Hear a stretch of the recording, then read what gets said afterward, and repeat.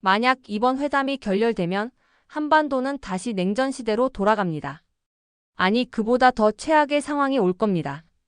회의실 안은 순식간에 얼어붙었습니다. 미국 국무부 동아시아 담당 차관보 제임스 핸더슨의 목소리에는 위협이 담겨 있었습니다. 그의 시선은 한국 측 수석 대표를 향했고 그 눈빛은 협상이 아닌 통보에 가까웠습니다. 통계는 냉정했습니다. 지난 3년간 한미 무역 불균형은 470억 달러에 달했고 트럼프 행정부는 이 숫자를 무기로 삼았습니다. 방위비 분담금 협상은 결렬 직전까지 갔고 주한미군 철수 카드까지 테이블 위에 올라왔습니다. 그리고 이제 2025년 10월 29일 트럼프가 직접 서울로 옵니다. 한국 정부는 갈림길에 섰습니다. 미국의 요구를 들어주면 국내 여론이 들끓을 것이고 거부하면 한미동맹이 흔들립니다. 그 사이에서 중국은 미소를 지으며 손짓하고 있었습니다. 베이징은 이미 계산을 끝냈습니다. 한국이 미국과 멀어지는 순간 한반도 전체의 판도가 바뀐다는 것을요. 대통령실 국가안보실에서는 밤새 불이 꺼지지 않았습니다. 시뮬레이션은 100번도 넘게 돌렸지만 모든 시나리오가 최악으로 귀결됐습니다. 한 외교관은 책상에 얼굴을 묻고 중얼거렸습니다. 도대체 우리가 뭘 잘못한 거지? 왜 우리만 이렇게 선택을 강요받아야 하는 거야? 그런데 그때 회의실 문이 열리며 한 사람이 들어왔습니다. 30대 중반의 여성 외교부 북미국 과장 한지은이었습니다. 그녀의 손에는 두꺼운 파일이 들려 있었고 그녀의 얼굴에는 묘한 확신이 서려 있었습니다. 제게 48시간만 주십시오. 제가 방법을 찾았습니다. 과연 그녀가 찾은 방법은 무엇이었을까요? 트럼프가 도착하기 전 한국은 어떤 카드를 준비하고 있었던 걸까요? 그리고 이 외교 드라마의 끝에는 과연 어떤 결말이 기다리고 있을까요? 그 이야기 지금 바로 시작합니다. 회의실을 나서자마자 복도에서 누군가 제 팔을 붙잡았습니다. 한 과장 정신 나갔어? 48시간? 트럼프가 모레 도착한다고. 그 사이에 뭘 할 수 있다는 거야? 북미국 국장 박진수였습니다. 그는 제 선배이자 외교부에서 가장 신중한 사람으로 알려져 있었죠. 그런 그가 지금 완전히 당황한 표정으로 저를 쳐다보고 있었습니다. 저는 천천히 그의 손을 떼어냈습니다. 국장님, 제가 지난 6개월간 뭘 했는지 아시잖아요. 이건 도박이 아닙니다. 계산된 전략이에요. 계산된 전략. 미국 국무부가 우리한테 뭘 요구하는지 알아? 방위비 분담금 50% 인상, 한미 FTA 재협상, 거기다가 중국과의 경제협력 축소까지. 이게 협상이야, 항복 문서지. 박 국장의 목소리가 점점 커졌습니다. 하지만 저는 침착하게 대답했습니다. 그래서 우리가 먼저 게임의 규칙을 바꿔야 합니다. 그들이 원하는 게임판에서 싸우면 우리가 질 수밖에 없어요. 하지만 우리가 새로운 판을 만들면? 새로운 판? 도대체 무슨 소리를 하는 거야? 저는 주변을 둘러봤습니다. 복도에는 사람들이 분주하게 오가고 있었죠. 저는 목소리를 낮췄습니다. 국장님, 회의실로 가시죠. 여기서 할 얘기가 아니에요. 회의실 문을 닫자마자 저는 가방에서 노트북을 꺼냈습니다. 화면에는 복잡한 차트와 숫자들이 가득했습니다. 박 국장은 의자에 앉으며 팔짱을 껐습니다. 설명해봐. 근데 이게 말도 안 되는 소리면 내가 직접 실장님한테 가서 이 계획 폐기시킬 거야. 국장님, 미국이 우리한테 요구하는 게 뭔지 정확히 아세요? 방금 말했잖아. 돈이랑 중국이랑 거리 두기. 아니에요. 그건 겉으로 드러난 요구사항일 뿐이죠. 진짜 속내는 따로 있어요. 저는 노트북 화면을 돌렸습니다. 거기에는 지난 3년간의 미중 무역 분쟁 데이터가 정리되어 있었습니다. 미국은 지금 중국을 견제하는데 모든 외교력을 쏟아붓고 있어요. 그런데 문제가 뭔지 아세요? 아시아에서 미국의 영향력이 예전 같지 않다는 거예요. 일본은 자체 방위력 강화에만 집중하고 필리핀은 중국 눈치를 보고 베트남은 줄타기 외교를 하고 있죠. 그래서 미국은 한국이 절실해요. 한국이 확실하게 미국 편에 서야 그들의 인도-스텝 태평양 전략이 완성되는 거죠. 근데 지금 우리가 애매한 태도를 보이니까 그들이 압박을 가하는 겁니다. 박 국장의 표정이 조금 바뀌었습니다. 그건 나도 알아. 근데 그게 우리한테 유리한 상황은 아니잖아. 아니요, 오히려 이게 우리의 레버리지예요.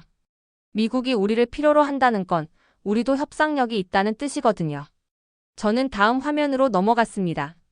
거기에는 한국의 첨단 산업 데이터가 정리되어 있었습니다. 국장님, 반도체 보셨죠? 삼성과 SK 하이닉스가 전 세계 메모리 반도체 시장의 70%를 장악하고 있어요. 그리고 배터리 산업, 여기서도 한국 기업들이 35% 점유율을 가지고 있죠. 미국이 중국과 기술 패권 전쟁을 하려면 한국의 협력이 필수예요.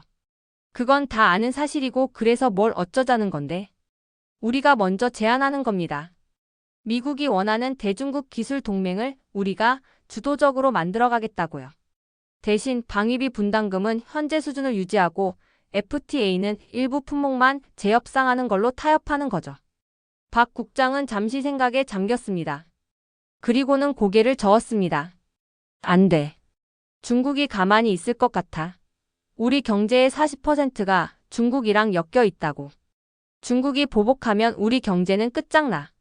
저는 예상했던 반응이었습니다. 저는 다음 자료를 보여줬습니다. 그래서 제가 지난 6개월간 조용히 작업한 게 있어요. 중국 측 비공식 채널이랑 접촉했거든요. 뭐? 너 지금 무슨 짓을 한 거야? 진정하세요. 불법적인 건 아무것도 안 했어요. 공식 승인 받고 진행한 겁니다. 다만 조용히 한 거죠. 저는 파일 하나를 열었습니다. 거기에는 중국 상무부 관계자와 주고받은 이메일 내용이 정리되어 있었습니다. 중국도 알아요.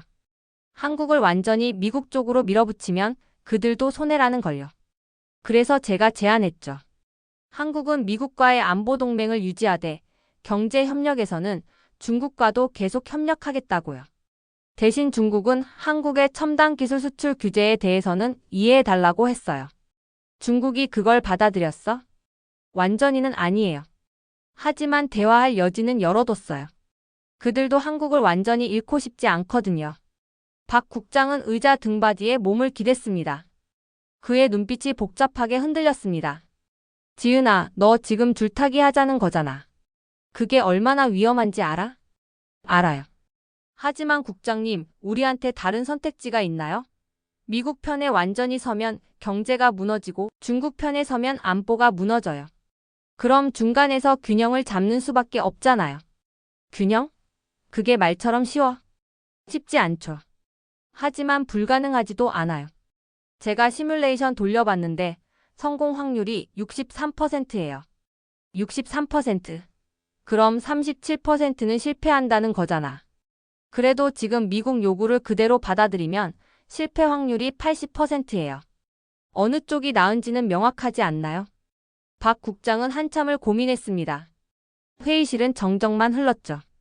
그리고 그가 천천히 입을 열었습니다. 실장님한테 보고는 내가 할게. 근데 지은아, 이거 하나만 약속해. 만약 이게 틀어지면 책임은 네가 지는 거야. 알고 있어요. 저는 그렇게 대답했지만 사실 가슴속에서는 불안이 밀려오고 있었습니다. 63%라는 숫자는 희망적으로 들리지만 뒤집어 말하면 37%의 확률로 모든 게 망할 수도 있다는 뜻이었으니까요. 그날 밤 집으로 돌아온 저는 잠을 이룰 수 없었습니다. 침대에 누워 천장을 바라보며 계속 생각했습니다. 제가 지금 하려는 게 정말 옳은 건지 아니면 그저 오만한 도박인지요. 핸드폰이 울렸습니다. 새벽 2시였습니다. 박 국장이었습니다. 지은아, 실장님이 승인하셨어. 내일 아침 8시에 청와대로 와. 대통령님께 직접 브리핑해야 해. 전화를 끊고 나서 저는 한동안 멍하니 앉아 있었습니다. 승인이 났다는 건 이제 정말 시작이라는 뜻이었습니다. 돌이킬 수 없는 지점을 넘어선 거죠. 저는 노트북을 열고 다시 한번 자료를 점검했습니다. 숫자들, 그래프들, 시나리오들이 화면을 가득 채웠습니다. 모든 게 완벽해 보였지만 한편으론 모든 게 허술해 보이기도 했습니다. 제발 이게 맞는 선택이길. 저는 속으로 수없이 되뇌었습니다. 대통령실은 긴장감으로 가득했습니다. 저는 박 국장과 함께 복도를 걸으며 심호흡을 했습니다. 회의실에 들어서자 대통령과 주요 참모들이 이미 자리하고 있었습니다. 한지은 과장입니다. 들어오시죠. 국가안보실장의 목소리가 들렸습니다. 저는 자리에 앉으며 노트북을 펼쳤습니다. 대통령님, 트럼프 대통령 방한을 앞두고 저희가 준비한 협상 전략을 보고드리겠습니다. 대통령은 조용히 고개를 끄덕였습니다. 그의 얼굴에는 피로가 역력했습니다. 지난 몇 달간 미국의 압박이 얼마나 심했는지 보여주는 듯 했죠. 미국 측은 현재 세 가지를 요구하고 있습니다. 방위비 분담금 50% 인상, FTA 재협상, 그리고 중국과의 경제협력 축소입니다. 하지만 저희는 이 요구를 그대로 받아들일 수 없다고 판단했습니다. 이유가 뭔가요? 첫째, 방위비 분담금 50% 인상은 국내 여론이 절대 받아들이지 않을 겁니다. 둘째, FTA 재협상은 우리 수출 기업들에 타격을 줄 거고요. 셋째, 중국과의 경제 협력 축소는 우리 경제에 직격탄이 될 겁니다. 그럼 대안이 뭔가요? 미국 요구를 거부하면 한미동맹이 흔들릴 텐데요. 저는 다음 슬라이드로 넘어갔습니다. 대안은 우리가 먼저 새로운 제안을 하는 겁니다. 미국이 원하는 건 결국 중국 견제예요. 그럼 우리가 그 역할을 더 적극적으로 하겠다고 제안하는 거죠. 대신 우리 조건도 관철시키는 겁니다. 구체적으로 어떻게? 한미 기술 동맹을 격상시키는 겁니다. 반도체, 배터리, 인공지능, 바이오 분야에서 한미 공동 연구 개발을 확대하고 중국에 대한 기술 수출 통제도 강화하겠다고 약속하는 거죠. 이건 미국이 절실하게 원하는 겁니다. 그 대가는? 방위비 분담금은 현 수준 유지, FTA는 일부 품목만 재협상, 그리고 중국과의 경제 협력은 첨단 기술 분야를 제외한 일반 교역은 유지하는 겁니다. 회의실은 조용해졌습니다.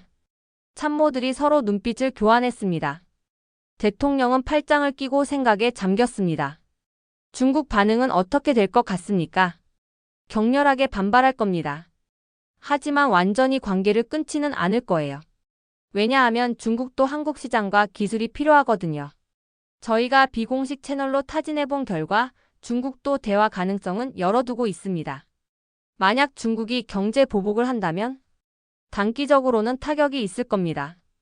하지만 장기적으로 보면 우리가 미국 시장에서 얻을 수 있는 기회가 더 클 거예요. 그리고 중국도 자국 경제에 악영향이 오는 걸 원치 않기 때문에 전면적 보복보다는 제한적 조치에 그칠 가능성이 높습니다. 대통령은 고개를 끄덕였습니다. 위험한 전략이네요. 하지만 지금 상황에서 이보다 나은 대안이 있는 것 같지도 않고요. 대통령님, 사실 모든 선택이 위험합니다. 하지만 저희는 이게 가장 현실적인 방법이라고 판단했습니다. 트럼프 대통령이 이걸 받아들일까? 트럼프는 거래를 좋아하는 사람입니다. 그리고 우리 제안은 그가 원하는 핵심을 건드리는 거예요. 중국 견제라는 그의 목표를 우리가 도와주는 대신 우리도 실익을 챙기는 거죠. 충분히 설득 가능하다고 봅니다. 대통령은 참모들을 둘러봤습니다. 다들 어떻게 생각하십니까? 국가안보실장이 먼저 입을 열었습니다. 위험하지만 시도해 볼 만한 가치는 있다고 봅니다. 다만 중국 측 관리가 중요할 것 같습니다. 외교부 장관도 고개를 끄덕였습니다. 저도 동의합니다. 현재로서는 이게 최선의 방법인 것 같습니다. 대통령은 저를 바라봤습니다. 한 과장, 이 전략의 성공 가능성을 어느 정도로 보십니까? 저는 잠시 망설였습니다. 63%라고 말하면 너무 낮게 들릴 것 같았고 그렇다고 거짓말을 할 수도 없었습니다. 솔직히 말씀드리면 60에서 70% 정도로 봅니다. 하지만 다른 선택지의 성공 가능성은 더 낮습니다. 대통령은 쓴 웃음을 지었습니다. 60%라. 동전 던지기보다는 나은 확률이네요. 좋습니다. 이 전략으로 가십시오. 대신 실시간으로 보고하고 문제가 생기면 즉시 대응할 수 있도록 준비해두세요. 감사합니다, 대통령님. 회의를 마치고 나오는데 박 국장이 제 어깨를 툭 쳤습니다. 야, 너 방금 대통령님한테 60%라고 했어? 미쳤어? 사실을 말한 거예요. 사실이라도 좀 포장해서 말하지. 이제 진짜 후퇴할 때가 없어졌어. 알아요. 그래서 더 신중하게 해야죠. 박 국장은 한숨을 쉬었습니다. 지은아, 너 진짜 대단하긴 한데 가끔은 무섭기도 해. 이렇게 큰 일을 마치 게임하듯이 계산하고 분석하는 게 말이야. 게임이 아니에요. 이게 제 일이고 제 책임이잖아요. 그래. 내 말이 맞아. 근데 지은아, 만약에 말이야. 정말 만약에 이게 틀어지면 어쩔 거야? 저는 잠시 멈춰 섰습니다. 그리고는 박 국장을 똑바로 쳐다봤습니다. 그럼 제가 책임지고 외교부를 떠나야죠. 그게 당연한 거잖아요. 미친. 너 진짜 각오하고 하는 거구나. 각오 안 하고 이런 일 할 수 있나요? 박 국장은 더 이상 아무 말도 하지 않았습니다. 우리는 침묵 속에서 복도를 걸었습니다. 트럼프가 도착하기 하루 전 저는 미국 대사관으로 향했습니다. 사전 조율을 위한 실무 회담이 잡혀 있었죠. 상대는 미국 국무부 동아시아 담당 차관보 제임스 핸더슨이었습니다. 회의실에 들어서자 핸더슨이 냉소적인 미소를 지으며 저를 맞이했습니다. 한 과장 오랜만이네요. 오늘은 무슨 좋은 소식을 가지고 오셨습니까? 핸더슨 차관보님, 오늘은 새로운 제안을 가지고 왔습니다. 새로운 제안? 흥미롭네요. 하지만 우리 입장은 이미 명확하게 전달했을 텐데요. 저는 자료를 펼쳤습니다. 네, 방위비 분담금 50% 인상, FTA 재협상, 중국과의 경제 협력 축소. 잘 알고 있습니다. 그럼 대답은 준비하셨겠네요. 네. 하지만 우리는 다른 방식으로 접근하고 싶습니다. 핸더슨의 표정이 굳어졌습니다. 다른 방식? 협상은 우리가 제시한 조건에 대한 답변을 듣는 자리입니다. 새로운 방식을 논의하는 자리가 아니에요. 차관보님, 미국이 원하는 게 뭔가요? 돈입니까? 아니면 중국 견제입니까? 둘 다입니다. 그럼 우리가 중국 견제에서 더 큰 역할을 한다면 돈 문제는 조정 가능하지 않을까요? 핸더슨은 팔짱을 껐습니다. 계속해보세요. 저는 다음 자료를 펼쳤습니다. 한미 기술 동맹 격상입니다. 반도체, 배터리, AI, 바이오 분야에서 한미 공동 R&D를 확대하고 중국에 대한 기술 수출 통제를 강화하겠습니다. 이건 미국이 절실하게 필요로 하는 부분 아닙니까? 흥미롭긴 하네요. 그럼 대가는? 방위비 분담금은 25% 인상, FTA는 자동차와 철강 분야만 재협상, 중국과의 일반 교역은 유지하되 첨단 기술 분야는 통제하겠습니다. 핸더슨은 비웃었습니다. 25%. 우리는 50%를 요구했어요. 네, 하지만 우리가 제안하는 기술 동맹의 가치가 그 차이를 메우고도 남습니다. 한국 없이 미국이 반도체 공급망을 재편할 수 있나요? 배터리 산업에서 중국을 견제할 수 있나요? 핸더슨은 잠시 침묵했습니다. 저는 계속 말을 이어갔습니다. 차관보님, 솔직히 말씀드리죠. 미국이 한국에게 돈을 더 내라고 압박하는 건 단기적으로는 효과가 있을 수 있어요.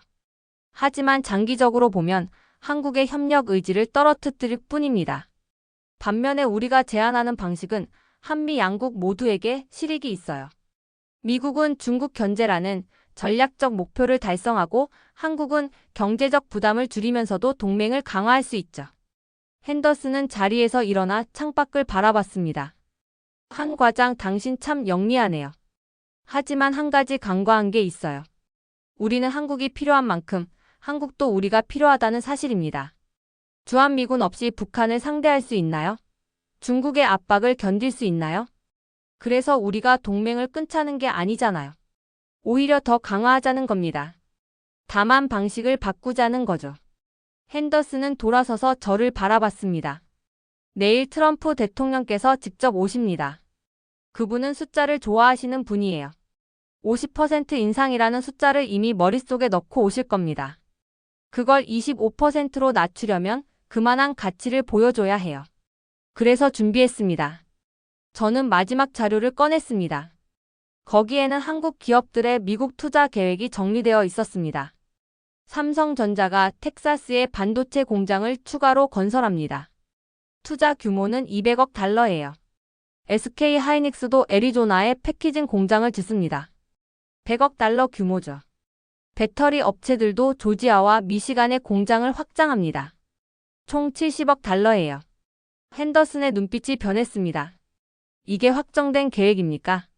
대통령님께서 승인하셨습니다. 트럼프 대통령이 우리 제안을 받아들이면 즉시 실행에 옮기겠습니다. 총 투자액이 얼마죠? 370억 달러입니다. 그리고 이건 일자리로 환산하면 약 5만 개의 미국 일자리가 생깁니다. 핸더슨은 자리에 앉으며 깊은 한숨을 쉬었습니다. 당신 정말 철저하게 준비했네요. 이건 준비가 아니라 생존입니다. 우리는 살아남기 위해 최선을 다하는 거예요. 알겠습니다. 이 제안을 트럼프 대통령께 보고하겠습니다. 하지만 최종 결정은 내일 정상회담에서 나올 겁니다. 충분합니다. 기회를 주셔서 감사합니다. 회의를 마치고 나오는데 다리에 힘이 풀렸습니다. 겉으로는 침착했지만 속으로는 온갖 불안이 휘몰아쳤거든요. 저는 차에 올라타자마자 박 국장에게 전화를 걸었습니다. 국장님, 미국 측한테 제안 전달했어요. 반응은? 나쁘지 않았어요. 핸더슨이 트럼프한테 보고하겠대요. 그래. 그럼 이제 중국 쪽이 문제네. 네. 내일 중국 대사관에서 연락 올 거예요. 지은아, 너 정말 괜찮아? 목소리가 떨려. 저는 잠시 침묵했습니다. 괜찮다고 말하고 싶었지만 거짓말은 하고 싶지 않았습니다. 솔직히 무서워요. 이게 잘못되면 정말 큰일 나는 거잖아요. 그래. 큰일 나지. 근데 지은아, 너 지금 아무도 하지 못한 일을 하고 있어. 그것만으로도 대단한 거야. 고마워요, 국장님. 전화를 끊고 창밖을 바라봤습니다. 서울의 야경이 눈부시게 빛나고 있었습니다. 저 불빛 하나하나가 누군가의 삶이고 꿈이고 희망이겠죠. 그리고 제가 지금 하는 일이 저 모든 것들에 영향을 미칠 거라는 생각을 하니 어깨가 무거워졌습니다. 다음 날 아침 중국 대사관에서 연락이 왔습니다. 긴급 면담 요청이었습니다. 저는 각오하고 대사관으로 향했습니다. 회의실에는 중국 공사 왕리밍이 기다리고 있었습니다. 그의 표정은 차갑게 굳어 있었습니다. 한 과장, 어제 미국 대사관에서 무슨 얘기를 하고 왔습니까? 단도직입적이었습니다. 저는 놀라지 않으려 애썼습니다. 공사님, 한미 간 협의 내용을 제가 여기서 공유할 수는 없습니다. 공유할 수 없다고요? 한 과장, 우리는 이미 다 알고 있습니다. 한미기술동맹 격상, 중국에 대한 기술 수출 통제 강화. 이게 사실입니까? 저는 침착하게 대답했습니다. 네, 사실입니다. 왕 공사의 얼굴이 붉어졌습니다. 한 과장, 이건 명백한 배신입니다. 한국이 중국과의 경제 협력을 중시한다고 했던 약속은 다 어디 갔습니까? 배신이 아닙니다. 우리는 첨단 기술 분야에서만 통제를 강화하는 거예요. 일반 교역은 지금처럼 유지할 겁니다. 일반 교역? 그게 무슨 의미가 있습니까? 중국이 원하는 건 기술입니다. 반도체, 배터리, 디스플레이, 이런 첨단 기술 말입니다.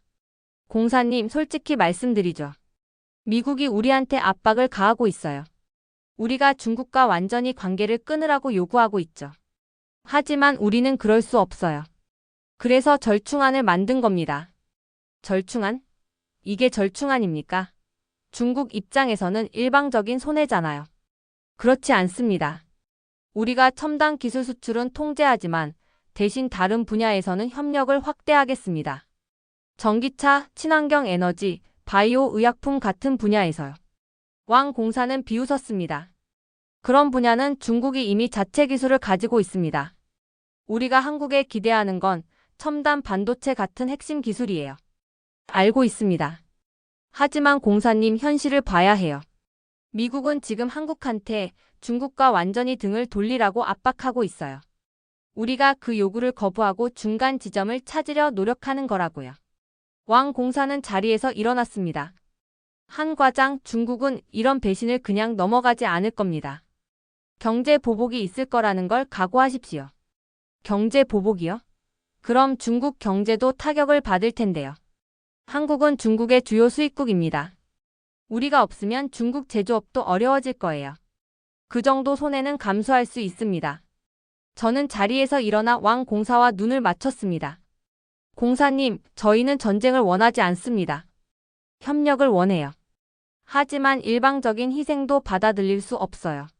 중국이 정말 한국을 필요로 한다면 대화할 자세를 보여주세요.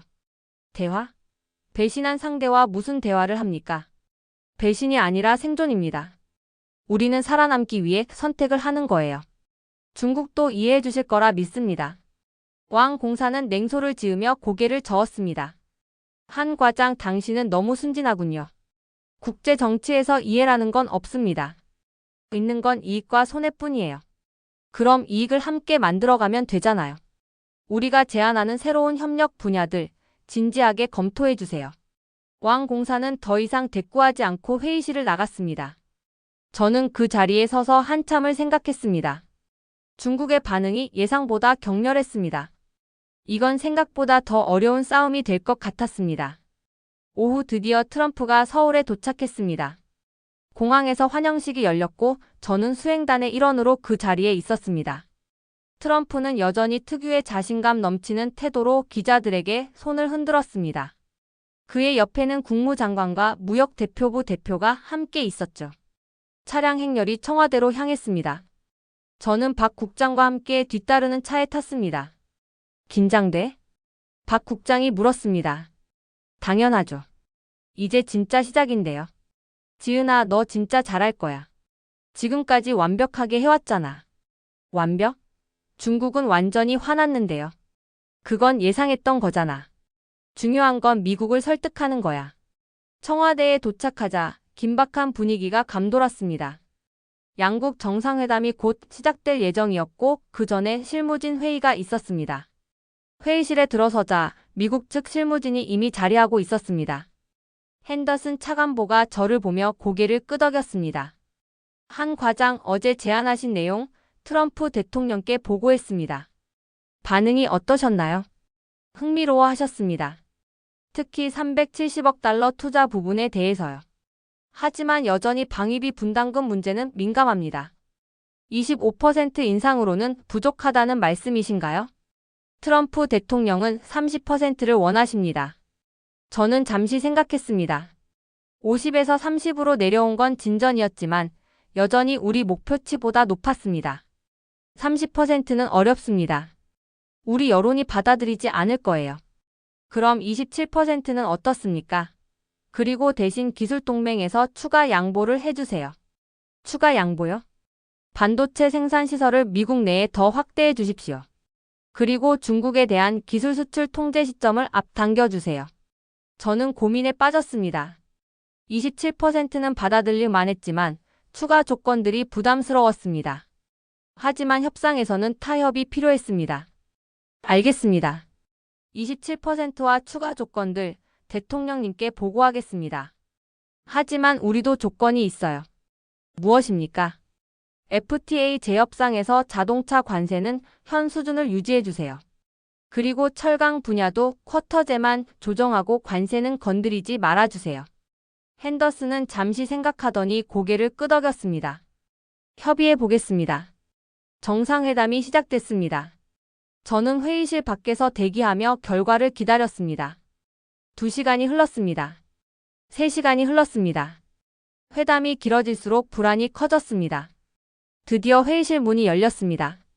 대통령과 트럼프가 함께 나왔고 두 사람 모두 미소를 지고 있었습니다. 좋은 신호였습니다. 공동 기자회견이 열렸습니다. 트럼프가 먼저 발언했습니다. 오늘 우리는 역사적인 합의를 이뤘습니다.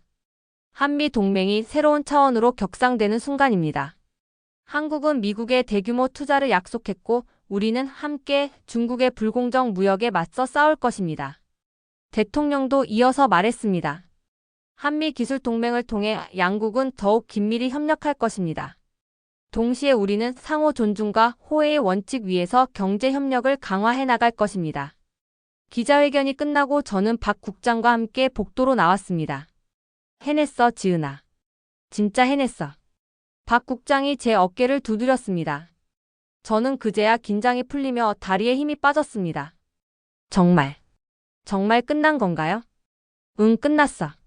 27% 인상으로 합의했고 FTA는 우리가 원하는 대로 조정됐어. 그리고 기술 동맹도 체결됐고. 중국은요? 박 국장의 표정이 어두워졌습니다. 그건 이제부터가 진짜 싸움이겠지. 그날 밤 중국 상무부에서 공식 성명을 발표했습니다. 한국의 결정은 지역 평화와 안정을 해치는 행위다. 중국은 이에 상응하는 조치를 취할 것이다. 예상했던 반응이었지만 막상 공식 발표가 나오니 긴장됐습니다. 저는 사무실에 남아 중국 측 반응을 모니터링했습니다. 자정이 넘어서 중국 상무부에서 구체적인 조치를 발표했습니다.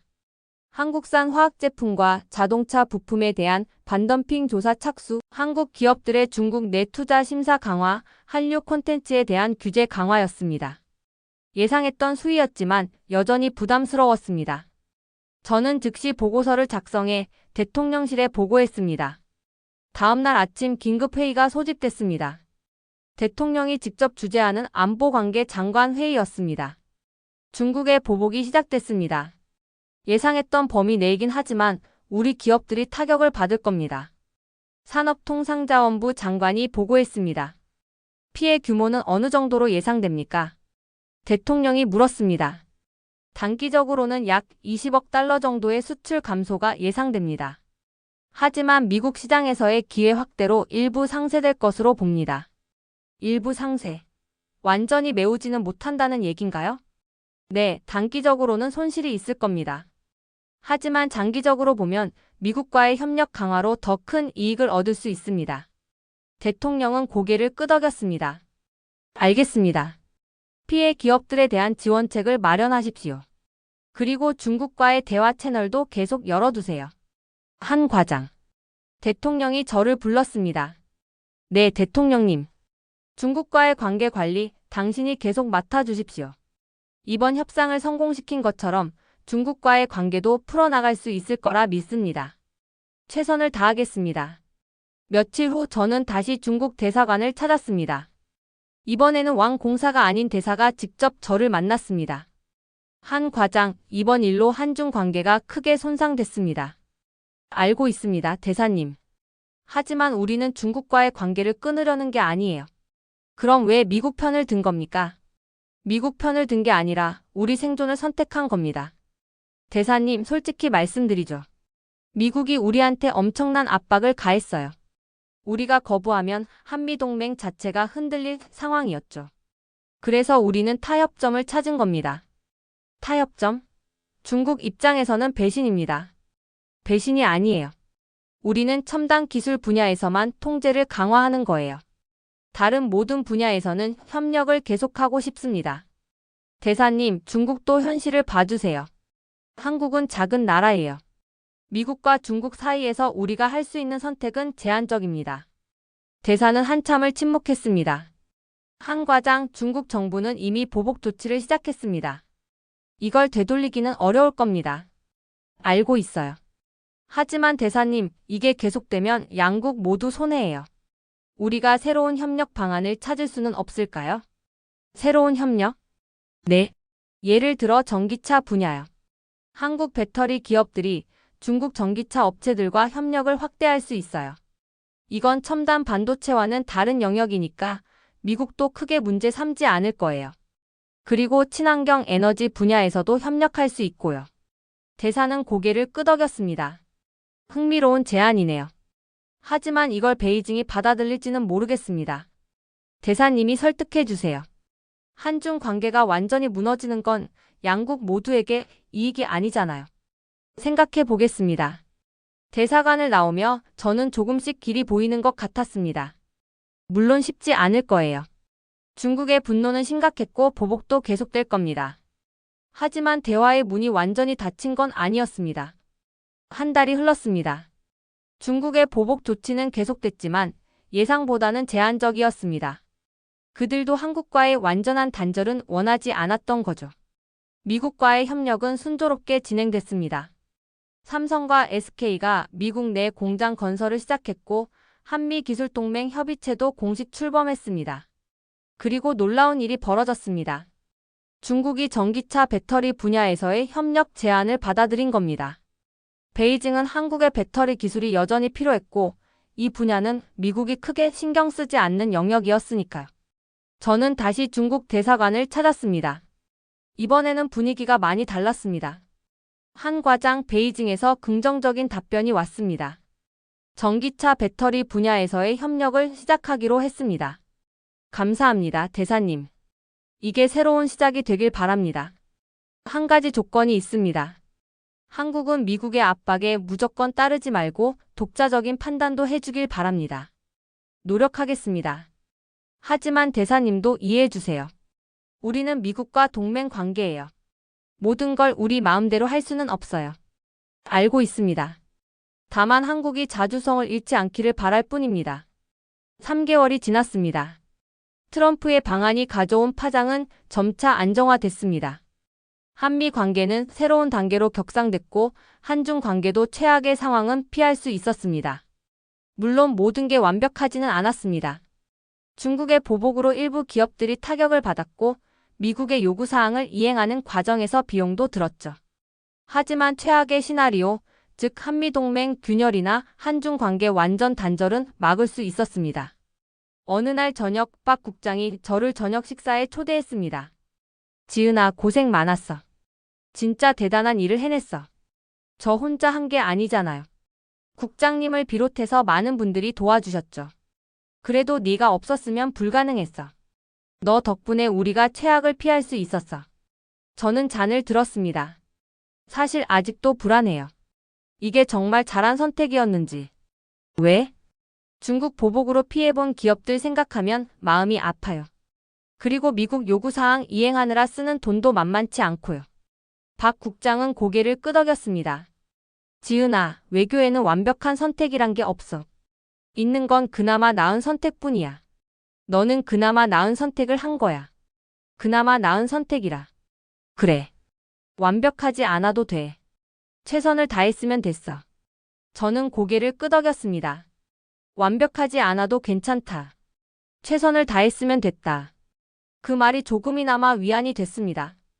6개월이 지났습니다. 한반도를 둘러싼 정세는 새로운 균형점을 찾아가고 있었습니다. 미국과의 기술 동맹은 실질적인 성과를 내기 시작했고 중국과의 전기차 배터리 협력도 순조롭게 진행됐습니다. 그러던 어느 날 제 책상 위에 한 통의 이메일이 도착했습니다. 발신자는 미국 국무부의 핸더슨 차관보였습니다. 한 과장, 워싱턴에서 열리는 인도-마이너스 태평양 전략회의에 한국 대표로 참석해 주시길 바랍니다. 당신의 전략적 식견이 필요합니다. 저는 이메일을 읽으며 씁쓸한 미소를 지었습니다. 몇 달 전만 해도 우리를 압박하던 그들이 이제는 협력을 요청하고 있었습니다. 외교란 참 아이러니한 세계였습니다. 박 국장에게 이메일을 보여줬습니다. 가봐야겠네? 당연하죠. 이게 바로 우리가 원했던 거잖아요. 압박의 대상이 아니라 협력의 파트너가 되는 것. 그래.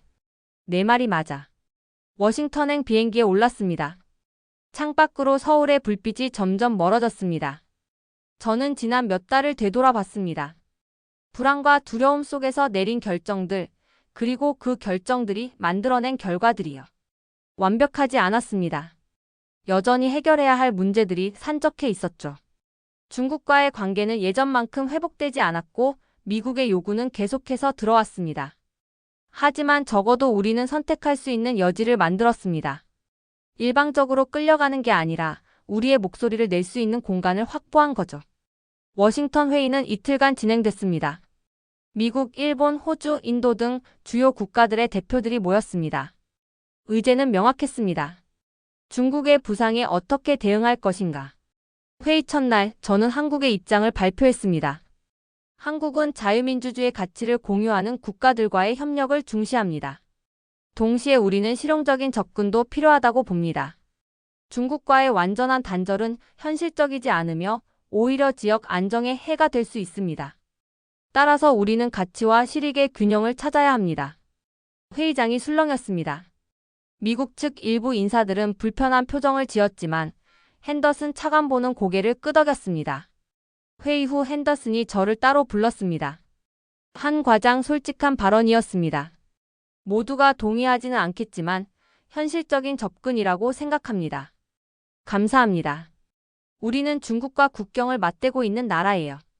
그들을 완전히 무시할 수는 없습니다. 알고 있습니다. 그래서 한국의 역할이 중요한 겁니다. 당신들은 중국을 이해하면서도 우리 편에 서 있으니까요. 편이라는 표현은 부담스럽네요. 우리는 협력 관계이지 누군가의 편은 아니니까요. 핸더슨은 웃었습니다. 그 말이 바로 당신이 유능한 외교관이라는 증거입니다. 한국으로 돌아오는 비행기 안에서 저는 다시 한번 생각에 잠겼습니다. 우리가 선택한 길이 옳았을까? 미국과 중국 사이에서 줄타기를 하는 이 위태로운 전략이 과연 지속 가능할까? 답은 없었습니다. 아마 앞으로도 계속 불확실할 겁니다. 하지만 한 가지는 확실했습니다. 우리는 더 이상 수동적으로 끌려다니지 않는다는 것. 우리도 목소리를 내고 우리의 이익을 지키기 위해 싸운다는 것. 그리고 그게 작은 나라가 강대국들 사이에서 살아남는 유일한 방법이라는 것. 서울에 도착하자마자 대통령실로 호출됐습니다. 보고 회의가 있었습니다. 워싱턴 회의 결과를 보고하겠습니다. 저는 회의 내용을 상세히 설명했습니다. 미국의 반응, 다른 국가들의 입장, 그리고 앞으로의 전망까지요. 대통령은 조용히 듣고 있다가 물었습니다. 한 과장, 당신은 우리가 지금 올바른 길을 가고 있다고 생각합니까? 저는 잠시 망설였습니다. 솔직하게 대답해야 했습니다. 올바른 길인지는 모르겠습니다. 하지만 현재 상황에서 가장 현실적인 길이라고 생각합니다. 가장 현실적인 길이라. 대통령은 창밖을 바라봤습니다. 한 과장, 외교관으로서 조언을 하나 해주시죠. 우리가 앞으로 가장 조심해야 할 건 뭘까요? 오만함입니다, 대통령님. 오만함? 네. 지금 우리가 어느 정도 성과를 냈다고 해서 방심하면 안 됩니다. 국제 정세는 언제든 바뀔 수 있고 미국과 중국의 태도도 변할 수 있어요. 우리는 항상 겸손하게 그리고 신중하게 움직여야 합니다. 대통령은 고개를 끄덕였습니다. 좋은 조언입니다. 명심하겠습니다. 그로부터 석 달 후 APEC 정상회의가 경주에서 열렸습니다. 트럼프와 시진핑이 모두 참석했습니다. 그리고 그 자리에서 한미중 3자 회담이 성사됐습니다. 회담장 밖에서 대기하던 저는 긴장된 마음으로 결과를 기다렸습니다. 2시간이 흘렀을 때 회담장 문이 열렸습니다. 세 정상이 함께 나왔고 놀랍게도 모두 미소를 짓고 있었습니다. 공동 성명이 발표됐습니다. 한반도 평화 증진, 경제 협력 강화, 그리고 상호 존중에 기반한 관계 발전이라는 내용이었습니다. 완벽한 합의는 아니었습니다. 여전히 많은 이견이 남아 있었죠. 하지만 적어도 대화의 틀은 만들어졌습니다. 박 국장이 제 옆으로 다가왔습니다. 지은아, 봤어? 내가 몇 달 전에 시작한 일이 여기까지 온 거야. 제가 한 게 아니에요. 다 같이 한 거죠. 그래도 시작은 네가 한 거잖아. 그 용기가 없었으면 지금 이 순간도 없었을 거야. 저는 회담장을 바라봤습니다. 세 정상이 악수를 나누고 있었습니다. 완벽하지 않지만 그래도 희망적인 장면이었습니다. 1년이 지났습니다. 트럼프의 방안으로 시작된 외교 드라마는 여러 우여곡절을 거쳐 안정화됐습니다. 한미 기술 동맹은 실질적인 성과를 내고 있었고 한중 관계도 새로운 협력 모델을 만들어가고 있었습니다. 물론 여전히 도전 과제는 많았습니다. 미국의 요구는 계속됐고 중국의 견제도 멈추지 않았습니다. 하지만 우리는 이제 그 사이에서 균형을 잡는 법을 조금은 알게 됐습니다. 어느 날 저녁 저는 외교부 건물 옥상에 올라갔습니다. 서울의 야경이 눈앞에 펼쳐졌습니다. 수많은 불빛들이 반짝이고 있었죠. 저 불빛 하나하나가 누군가의 삶이고 꿈이고 희망입니다. 그리고 제가 하는 일이 저 모든 것들에 영향을 미칩니다. 그 무게감은 여전히 무겁지만 이제는 조금 익숙해졌습니다. 핸드폰이 울렸습니다. 박 국장이었습니다. 지은아, 좋은 소식이야. 내가 외교부 국장으로 승진했어. 뭐라고요?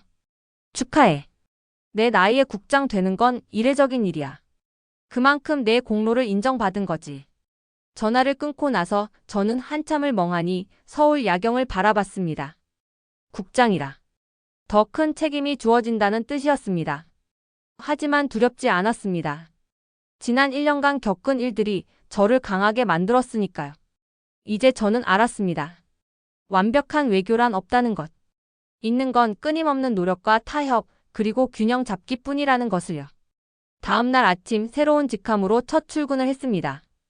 책상 위에는 각종 보고서들이 쌓여 있었습니다. 미중 무역 분쟁 후속 대응, 한일 관계 개선 방안, 북한 문제 등등. 해결해야 할 과제들이 산더미처럼 쌓여 있었죠. 하지만 저는 미소를 지었습니다. 이게 바로 제 일이니까요. 불가능해 보이는 문제들을 풀어가는 것, 강대국들 사이에서 우리의 길을 찾아가는 것. 쉽지 않지만 그래서 더 의미 있는 일이었습니다. 첫 보고서를 펼쳤습니다. 미국이 또다시 새로운 요구사항을 보내왔더군요. 저는 한숨을 쉬며 컴퓨터를 켰습니다. 그리고 분석을 시작했습니다. 이게 끝이 아니라는 걸 알았습니다. 외교에는 끝이란 게 없으니까요. 오늘 해결한 문제가 내일 다시 나타나고 어제의 동맹이 오늘의 경쟁자가 되기도 합니다. 하지만 그래도 괜찮았습니다. 우리는 계속 나아가고 있었으니까요. 한 발짝씩 천천히 하지만 확실하게요. 몇 달 후 저는 다시 미국 대사관을 찾았습니다. 새로운 협상이 시작될 예정이었습니다. 이번엔 방산 협력에 관한 내용이었죠. 핸더슨 차관보가 저를 맞이했습니다.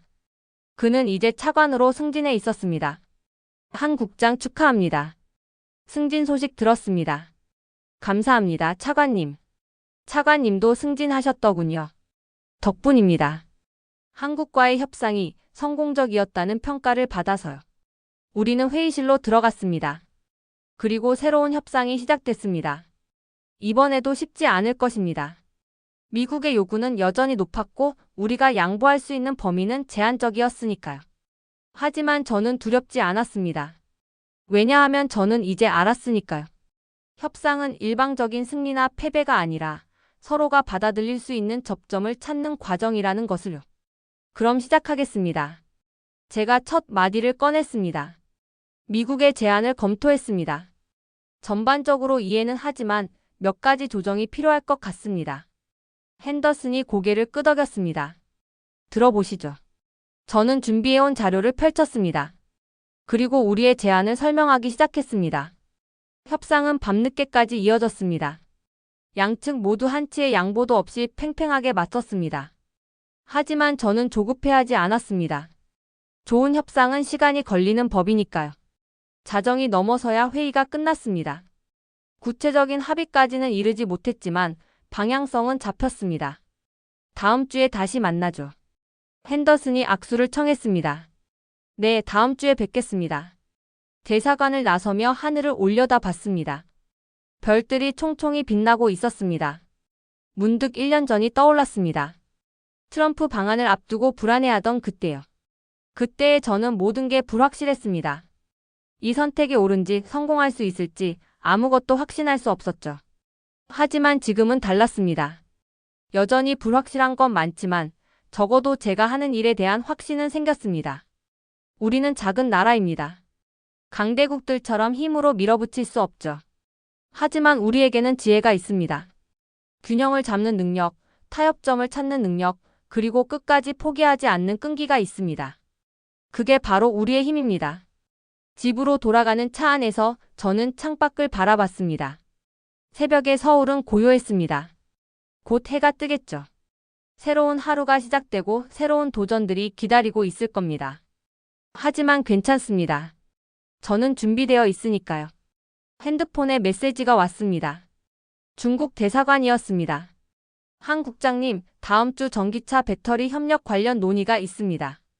참석 부탁드립니다. 저는 답장을 보냈습니다. 알겠습니다. 참석하겠습니다. 미국과의 협상, 중국과의 대화, 일본과의 조율, 북한 문제까지. 할 일은 끝이 없었습니다. 하지만 저는 이 모든 것들을 해낼 수 있다고 믿었습니다. 왜냐하면 저는 혼자가 아니니까요. 박 국장을 비롯한 동료들, 대통령실의 참모들, 그리고 이 나라를 위해 밤낮 없이 일하는 수많은 사람들이 함께하고 있으니까요. 일주일 후 저는 다시 협상 테이블에 앉았습니다. 이번엔 미국, 중국, 일본 담당자들이 모두 모였습니다. 다자간 협의였죠. 의제는 영내 경제 협력이었습니다. 서로 이해관계가 얽혀있는 복잡한 문제였지만 그래도 대화는 시작됐습니다. 한국의 입장을 말씀드리겠습니다. 저는 차분하게 입을 열었습니다. 우리는 모든 국가와의 협력을 원합니다. 누구를 배제하거나 편을 가르지 않고 상생의 길을 찾고 싶습니다. 회의장이 조용해졌습니다. 미국 측 대표가 먼저 반응했습니다. 이상적인 목표지만 현실적으로 가능할까요? 어렵겠죠. 하지만 불가능하지는 않습니다. 우리가 지난 1년간 증명하지 않았습니까? 중국 측 대표도 고개를 끄덕였습니다. 한국의 접근 방식은 신선합니다. 우리도 열린 마음으로 논의할 용의가 있습니다. 일본 측 대표도 동의했습니다. 구체적인 방안을 들어보고 싶습니다. 저는 준비해온 제안서를 펼쳤습니다. 그리고 하나씩 설명하기 시작했습니다. 완벽한 해결책은 아니었습니다. 모두를 완전히 만족시킬 수는 없었죠. 하지만 적어도 모두가 받아들일 만한 타협안이었습니다. 그리고 그게 바로 외교였습니다. 완벽한 승리가 아니라 모두가 조금씩 양보해서 만드는 평화로운 공존이요. 회의가 끝나고 저는 호텔 방으로 돌아왔습니다. 지친 몸을 침대에 누이며 저는 천장을 바라봤습니다. 1년 전 트럼프가 한국을 방문했을 때 저는 두려움에 떨었습니다. 모든 게 불확실했고 실패할 것 같았죠. 하지만 우리는 해냈습니다. 완벽하지는 않았습니다. 여전히 문제는 많았고 앞으로도 도전은 계속될 겁니다. 하지만 적어도 우리는 방향을 찾았습니다. 강대국들 사이에서 우리의 자리를 만들어가는 것. 일방적으로 끌려가는 게 아니라 우리의 목소리를 내고 우리의 이익을 지키는 것. 그게 바로 우리가 가야 할 길이었습니다. 저는 눈을 감았습니다. 내일 또 새로운 하루가 시작될 겁니다. 새로운 문제들이 기다리고 있겠죠. 하지만 괜찮습니다. 왜냐하면 저는 이제 알았으니까요. 외교는 단거리 경주가 아니라 마라톤이라는 것을. 한 번의 승리가 아니라 지속적인 노력이 필요하다는 것을요. 그리고 우리는 그 마라톤을 계속 달려갈 겁니다. 넘어지더라도 다시 일어서고 실패하더라도 다시 도전하면서요. 왜냐하면 그게 바로 우리의 길이니까요. 작지만 강한 나라 한국의 길이니까요. 강대국 사이에서 살아남는 대한민국의 외교 전쟁. 다음 편도 궁금하시다면 구독과 좋아요 잊지 마세요.